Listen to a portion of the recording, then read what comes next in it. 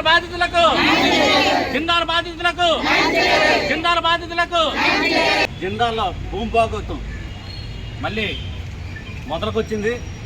ఎందుకంటే గౌరవనీయులైన రాష్ట్ర హోంమంత్రి గారు, అలాగే జిల్లా మంత్రి గారు, అలాగే కలెక్టర్ గారు, మరి ఎమ్మెల్సీ గారు, అలాగే ఎమ్మెల్యే గారు, చాలామంది పెద్దలు కూర్చొని ఒక రోజంతా కుదించి మదించి ఏం చేద్దాము అని ఆలోచించిన తర్వాత కనీసం పేద ప్రజల జీవితాలతో, ఎస్సీ ఎస్టీ జీవితాలతో ఆటలాడుకోకూడదు అనే కామన్ సెన్స్ కూడా లేకుండా ఫోర్త్ ఎస్టేట్ అయినటువంటి మీడియా వాళ్ళు అక్కడ దాదాపు 50 మైకులు పెట్టుకొని ఏదో ఒకటి ఈరోజు జిందాల సమస్యను తేలుస్తారని ఆశతో మరి ప్రజలు ఉన్నారని చెప్పి వాళ్ళకి మద్దతుగా మీడియా వచ్చినా, మీడియాతో మంత్రులు కానీ, ఎమ్మెల్యేలు కానీ, కనీసం కలెక్టర్ కానీ ఈరోజు వరకు జిందాల సమస్య మీద ఒక మినిట్స్ కూడా ఇవ్వకుండా మరి వెళ్ళిపోవడం జరిగింది.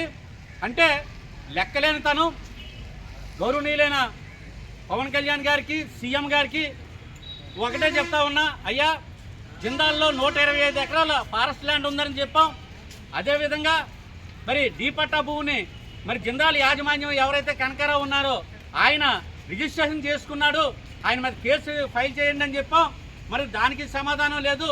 ఈరోజు బ్లాక్మెయిల్ చేస్తూ ప్రజాప్రతినిధులు రావాలి, మరి వీళ్ళతో పేద బడుగు బలహీన వర్గాలు ఎస్సీ ఎస్టీల తరఫున గత మరి 2006 నుంచి పోరాటం చేస్తున్న నాయకులు రాకూడదని ఒక రిస్ట్రిక్షన్ పెట్టి లోనకి పిలిచి వారం రోజుల్లో మీ సమస్య సెటిల్మెంట్ చేస్తామని చెప్పి ఈ రోజుకి 11 రోజులు అవుతుంది.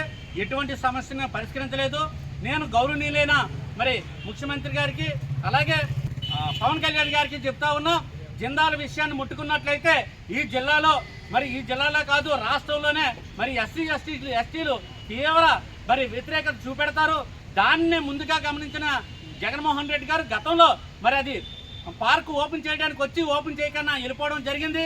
కానీ ఇక్కడున్న కొంతమంది మరి సిండికేట్ నాయకులు, వివిధ రాజకీయ నాయకులు అక్కడ భూములను కాజేసే ప్రయత్నంలో మరి ఆ జిందాలతో చేతులు కలిపి మరి బలిపశువులుగా మరి ఈ ప్రభుత్వాన్ని చేయడానికి నిర్ణయం తీసుకున్న మీదట జిందాల భూముల్ని మరి ఆక్రమించడానికి ప్రయత్నం చేస్తూ ఉన్నారనే సంగతి మరి పవన్ కళ్యాణ్ గారు, మరి చంద్రబాబు నాయుడు గారు తెలుసుకోవాలి.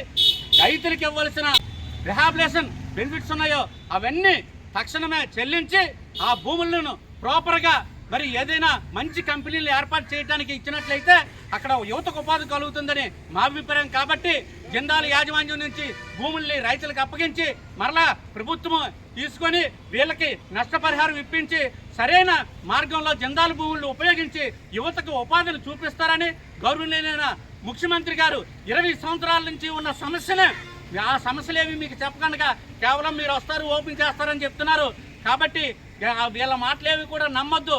ప్రాపర్ రిపోర్టు లేకుండా మరి జిందాల్ ఓపెనింగ్కి జిందాల్లో కంపెనీలో ఎంఎస్ఎంఈ పార్క్ ఓపెనింగ్కి మరి రావడానికి ప్రయత్నం చేసినట్లయితే ఖచ్చితంగా పార్టీ నష్టపోతుంది, ప్రభుత్వం నష్టపోతుందని తెలియజేసుకుంటూ దాంతోపాటుగా దళితులు, ఎస్సీ ఎస్టీల వ్యతిరేకత ఎక్కువ అవుతుందని చెప్పి హెచ్చరిస్తూ మరి జిల్లా కలెక్టర్ గారిని, రెవెన్యూ అధికారుల్ని, ఎస్పీ గారిని అందరినీ ఒకటే వేడుకుంటున్నాం, ముందు మా బతుకులేటో చెప్పి మీరు జిందాల్ భూముల మీదకి వెళ్లాల్సిందిగా మరి అటువంటి రిపోర్టు ప్రభుత్వానికి అందించవలసిందిగా కలెక్టర్ గారికి మరి రిక్వెస్ట్ చేస్తూ ఉన్నాం.